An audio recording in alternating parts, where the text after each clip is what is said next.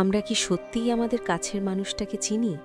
যে মানুষটা রোজ রাতে আপনার পাশে এসে ঘুমায়, তার নীরবতার আড়ালে লুকিয়ে থাকতে পারে এমন এক সত্য যা আপনার সমস্ত অহংকার, অভিযোগ আর ভুল ধারণাকে এক নিমেষে গুড়িয়ে দেবে। আজকের গল্প সেই মিনহাজ সাহেবের, যাকে তার স্ত্রী সারা জীবন কৃপণ আর অকর্মণ্য ভেবে এসেছেন। কিন্তু মিনহাজ সাহেবের সেই কৃপণতার পিছনে ছিল এক সীমাহীন ত্যাগের মহাতাব্য। আপনারা প্রস্তুত? কারণ এই গল্প আপনার চোখে জল আনতে বাধ্য। মিনহাজ সাহেব নামের মতোই শান্ত, নীরব এবং চাপা স্বভাবের একজন মানুষ। তিনি একটি ছোট, নামমাত্র বেতনের বেসরকারি প্রতিষ্ঠানে কাজ করেন। বর্তমান বাজারে তার বেতন সংসার চালানোর জন্য যথেষ্ট নয়, তবুও কোনো মতে দিন গুজরান হচ্ছিল। সারাদিন হাড় ভাঙা খাটুনি, বসের গঞ্জনা আর অফিসের নোংরামি সহ্য করে যখন তিনি সন্ধ্যায় বাড়ি ফিরতেন, তখন তার জন্য অপেক্ষা করত আরেক কঠিন যুদ্ধক্ষেত্র। সেই যুদ্ধক্ষেত্রের নাম খুশবু, তার স্ত্রী। খুশবুর অভিযোগ আর গঞ্জনা যেন মিনহাজ সাহেবের জন্য দৈনন্দিন পাওনা হয়ে দাঁড়িয়েছিল। খুশবু প্রায়ই আফসোস করতেন, অন্য সবাই ঈদে কত দামি শাড়ি আর গয়না পায়, আর আমার কপাল, তুমি তো আমাকে সামান্য আনন্দও দিতে পারো না। ঘরের ফ্যানটা পর্যন্ত নষ্ট, তুমি সেটাও ঠিক করানোর টাকা পাও না বলতে বলতে মাস পার করে দাও।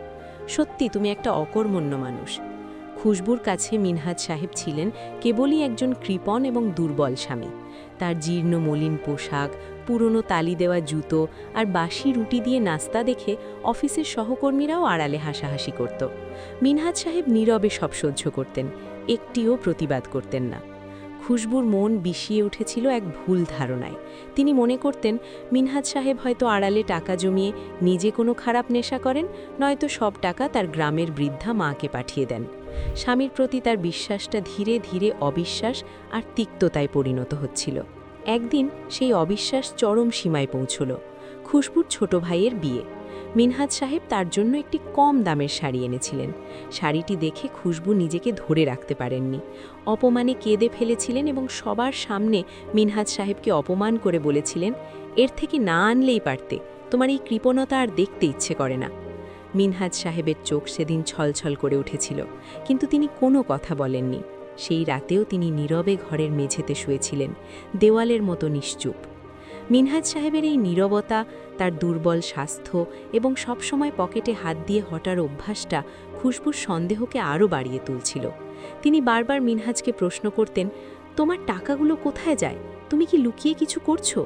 কিন্তু মিনহাজ সাহেব শুধু একটি কথাই বলতেন, খরচ আছে খুশবু, এখন বুঝবে না, সময় হলে সব জানতে পারবে। এই অস্পষ্ট উত্তরে খুশবু আরও বেশি বিরক্ত হতেন, আর তার ধারণা আরও পোক্ত হতো। একদিন দুপুরে মিনহাজ সাহেবের অনুপস্থিতিতে খুশবুর রাগ আর কৌতূহল এক হয়ে গেল। তিনি রাগের মাথায় মিনহাজ সাহেবের পুরনো আলমারি ঘাঁটতে শুরু করলেন। ঘাঁটতে ঘাঁটতে তিনি একটি তালাবদ্ধ ছোট কাঠের ড্রয়ার খুঁজে পেলেন। নিশ্চয়ই এর ভেতরেই আছে সেই গোপন সম্পদ, টাকা, গয়না বা অন্য কিছু। অনেক কষ্টে কৌতূহলী খুশবুর ড্রয়ারের তালা ভেঙে ফেলেন।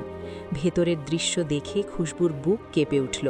সেখানে কোনো জমানো টাকা বা লুকানো ধনসম্পদ ছিল না। ছিল স্তূপ করা অনেকগুলো পুরনো সরকারি হাসপাতালের প্রেসক্রিপশন, চিকিৎসার বিল এবং একটি হাতে লেখা ডায়েরি। খুশবু ধীরে ধীরে ডায়েরিটা পড়া শুরু করল। প্রথম পাতা থেকেই তার হাত কাঁপতে লাগল। প্রতিটি পাতা উল্টানোর সাথে সাথে তার চোখের সামনে থেকে যেন পর্দা সরে যেতে লাগল। আবিষ্কৃত হতে লাগল এক করুণ, মর্মান্তিক সত্য। ডায়েরিতে লেখা ছিল মিনহাজ সাহেবের জীবনের এক করুণ অধ্যায়। মিনহাজ সাহেব বহু বছর ধরে একটি বিরল এবং জটিল হৃদরোগে ভুগছিলেন, যার চিকিৎসা অত্যন্ত ব্যয়বহুল। কিন্তু তিনি তার এই রোগের কথা খুশবুকে জানাতে চাননি, কারণ তিনি ভয় পেতেন খুশবু দুশ্চিন্তায় ভেঙে পড়বেন। ডায়েরির একটি পাতায় বড় করে লেখা ছিল, আমি জানি খুশবু আমাকে ভুল বোঝে, আমাকে কৃপণ ভাবে, কিন্তু আমি তাকে চিন্তা দিতে চাই না। আমি যদি হঠাৎ চলে যাই, তাহলে আমার খুশবু যেন কারোর কাছে হাত পাততে না হয়। এই অপমান আমি দেখতে পারবো না।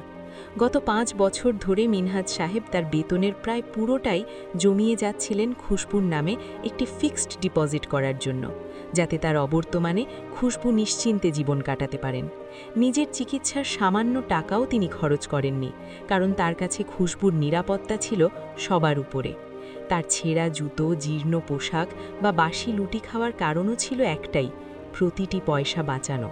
পকেটে হাত দিয়ে হঠার অভ্যাসটা আসলে হৃদরোগের ব্যথার কারণে বুকে হাত দিয়ে নিজেকে সামলানো। এই মর্মান্তিক সত্য জানার পর খুশবুর পায়ের নিচের মাটি সরে যায়। সারা জীবনের অভিযোগ, অপমান আর তিক্ততা এক মুহূর্তে পরিণত হয় অনুশোচনায় আর তীব্র ভালোবাসায়। খুশবু ডায়েরি হাতে নিয়ে পাগলের মতো মিনহাজ সাহেবের অফিসের দিকে ছোটেন। গিয়ে দেখেন মিনহাজ সাহেব অফিসের বারান্দায় এক কোণে ক্লান্ত হয়ে বসে আছেন। পকেট থেকে একটি জীর্ণ ওষুধের পাতা বের করে অর্ধেকটা খাচ্ছেন। খুশবু কোনো কথা বলতে পারলেন না, শুধু গিয়ে তার পা জড়িয়ে ধরে অঝরে কাঁদতে লাগলেন, বারবার ক্ষমা চাইলেন। মিনহাজ সাহেব হতভাগ হয়ে গিয়েছিলেন। খুশবুকে কাঁদতে দেখে তিনি শুধু হাসলেন, তবে সেই হাসিতে লুকিয়েছিল এক সীমাহীন কষ্ট। তার চোখের কোণেও তখন জল চিকচিক করছে। তিনি খুশবুর মাথায় হাত রেখে ফিসফিস করে শুধু বললেন, আমি হয়তো তোমায় দামি শাড়ি, গয়না বা একটা নতুন ফ্যান দিতে পারিনি খুশবু, কিন্তু আমি তোমার সম্মান আর ভবিষ্যৎকে অসম্মান হতে দিতে চাইনি। আমার কাছে তোমার নিরাপত্তা ছিল সবার উপরে। খুশবু বুঝতে পারলেন, যাকে তিনি সারা জীবন অলস, কৃপণ আর অসহায় ভেবে এসেছেন, সেই মানুষটি আসলে নিজের জীবন বাজি রেখে এক নীরব যুদ্ধে জয়ী হয়েছেন, কেবলই তার ভালো থাকার জন্য। তাদের ভালোবাসা হয়তো জৌলুস্যহীন ছিল, কিন্তু তার ভিত্তি ছিল সীমাহীন ত্যাগ। সেই দিন থেকে খুশবু তার স্বামীকে নতুন করে চিনলেন, নতুন করে ভালোবাসলেন। এখন থেকে মিনহাজের যুদ্ধ আর একার নয়, খুশবুও তার পাশে এসে দাঁড়ালেন। এই গল্প মিনহাজ সাহেবের নিঃস্বার্থ ত্যাগের আর খুশবুর গভীর অনুশোচনার। মিনহাজ সাহেব প্রমাণ করলেন, সত্যিকারের ভালোবাসা দামি উপহারে নয়, বরং আসে সীমাহীন ত্যাগ আর নীরবে ভালো রাখার চেষ্টায়। আমরা প্রায়ই ভুলে যাই আমাদের পাশে থাকা মানুষটির নীরবতার পিছনে ঠিক কত বড় কষ্ট লুকিয়ে থাকতে পারে। একবার ভাবুন তো, মিনহাজ সাহেবের মতো এমন কতজন মানুষ প্রতিদিন নীরবে নিজেদের জীবনের সাথে সংগ্রাম করছেন, শুধু তাদের প্রিয় মানুষটির মুখে হাসি ফোটানোর জন্য।